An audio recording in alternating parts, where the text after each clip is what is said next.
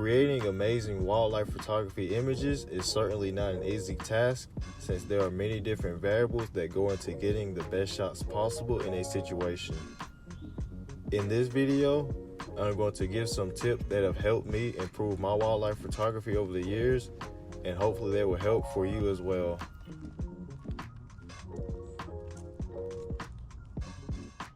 Tip number 1 is to have a good understanding of the 3 main camera settings and how they work.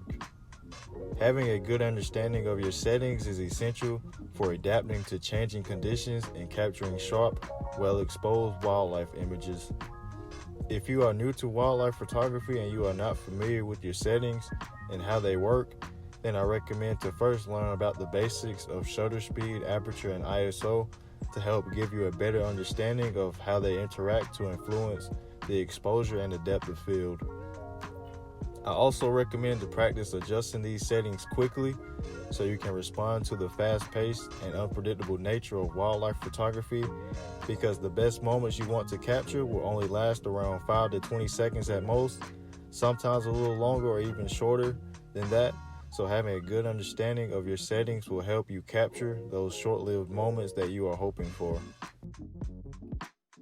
For your shutter speed, I recommend shooting no slower than 1/250th of a second for static subjects, but if you do plan on shooting at a slower speed, then I recommend using a tripod or a monopod to better stabilize your camera. To freeze the motion of a fast-moving subject, you will need to shoot at least 1/640th of a second or faster. To capture birds in flight, you will have to up your shutter speeds up to 1/2000th of a second or even faster. For your aperture, it's best to shoot with a wide aperture because wider apertures will help isolate your subject and create a pleasing background. Also, a wider aperture lets more light reach the camera sensor, which means your ISO values will be lower. Your ISO values will constantly fluctuate with the changing lighting conditions. The general rule is to keep the ISO as low as possible, but in many situations, a high ISO is needed in low light scenarios. So don't be afraid to use high ISOs because many modern day cameras can handle high ISOs without a significant noise penalty. Even if there is a good bit of noise in your photo, software such as Photoshop and denoise are great choices for noise reduction. Tip number 2 is one that plays a huge role in the outcome of your photos, and that is the lighting. The lighting in your photo plays a crucial role in shaping the mood and quality of your wildlife photos. The time of day you go out matters the most if you want the best lighting possible on those sunny days. The early morning or late afternoon hours are the best times to go out and shoot because the sunlight during these time periods will usually be soft and warm, which means that shadows and highlights in your photos will be gentle and nowhere near as distracting as they would be if you were shooting in the midday sunlight.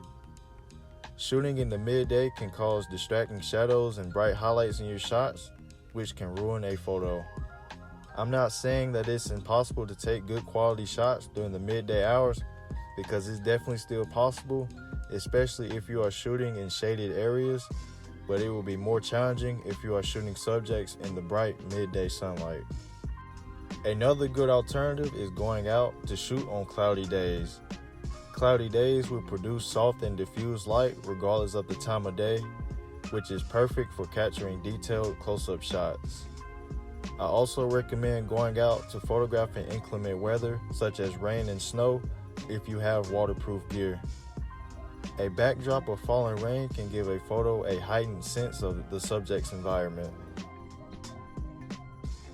Tip number 3 may be the most important when it comes to the outcome of your photos, and that is the composition. Mastering composition is crucial for creating wildlife photos that captivate and resonate with viewers. Avoid boring compositions like these where you are looking down at your subject. Majority of the time, these composition styles will not make for an interesting photo, so instead go for an eye-level perspective, which may involve you laying on the ground or crouching to get that perspective with your subjects. Eye-level shots will establish a more intimate connection and capture the world from their viewpoint.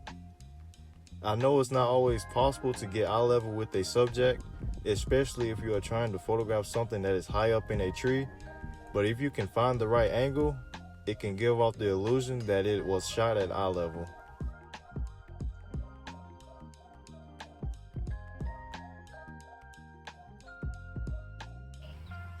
Tip number 4 is to get a better understanding of the subjects you photograph or the ones you are hoping to photograph one day. And the best way to start is by doing some basic research on things like the subject's preferred environments, the times and seasons when they are most active, and other things like that, to give you more knowledge and help give you a better understanding on where to find what you are looking for. Once you are out in the field, spend time actually observing the animals, pay close attention, and keep note of their habits and movements. Over time, with your growing knowledge of the animals you are trying to photograph, it will become easier to anticipate their actions and be ready to capture those perfect moments. Getting close enough to photograph any wild animal can be really challenging most of the time, and that is why my 5th tip is to have a lot of patience and approach slowly. Majority of the time, animals will respond best when we are patient and approach them slower over time so they can become more accustomed to our presence and movements. A slow approach is key for getting close while the animals continue to behave naturally.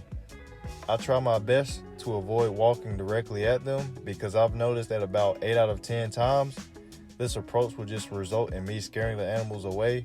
So instead, I will approach them at an angle, and I also do this bit by bit. And what I mean by that is I will take a few steps at a time and stop for a second, and then take a few more steps and repeat this process until I feel like I'm close enough. Another way to get closer to animals is to find a spot you think is good enough and just sit and wait for them to appear. Sometimes, especially with birds, if you stay in one spot long enough, they will eventually get comfortable with your presence and continue behaving naturally like you're not even there.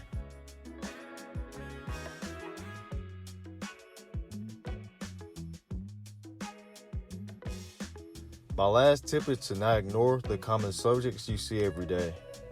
I know it can get frustrating at times seeing and photographing the same species over and over, but I don't think you should ignore them and instead continue to photograph whatever common species you come across and think of it as practice for when you finally come across a rare species that you don't normally see. I know this feeling too well because the most common bird I see where I'm from is the white-throated sparrow, but if the opportunity is there, I will always try to photograph it and think of new ways I can continue getting better photos of the species. I think this is a good mindset to have if you want to continue improving as a wildlife photographer, so I do recommend to never ignore those common subjects. Improving your wildlife photography skills is a never-ending journey of practice, patience, and passion, and that's what makes it so fun and rewarding, in my opinion at least. Let me know down in the comments what tip has helped you the most with improving your wildlife photography, and it doesn't have to be anything from this video, I'm just curious. But if this video was helpful for you, then consider leaving a like and subscribing for more content like this. I'll catch y'all in the next one.